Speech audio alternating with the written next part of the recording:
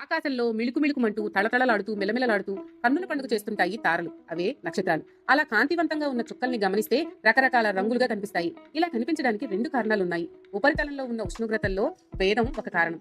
రెండవ కారణం వాటి బరువులు. నక్షత్రాలలో ఉష్ణం ఉన్నదన్నమాట. ఆ ఉష్ణం ఎలా ఏర్పడుతుంది తెలుసుకోవాలంటే నక్షత్రాలు ఎలా ఏర్పడ్డాయో తెలుసుకోవాలి. అంతరిక్షం ఎంతో విశాలమైంది. దానిలో ఉన్న నక్షత్ర పదార్థం, ధూళి, వాయువులు పరస్పరం ఆకర్షించుకుంటూ ఉంటాయి. ఒక చోటికి చేరుకుంటాయి. అలా పెద్ద కుప్ప ఏర్పడుతుంది. ఆ కుప్ప మీద చుట్టూ ఉన్న నక్షత్రాలు తమ ప్రభావాన్ని చూపిస్తాయి. అందుకని అది తిరగడం సాగిస్తుంది. ఆ తిరగడంలో గురుత్వాకర్షణ శక్తి ఏర్పడుతుంది.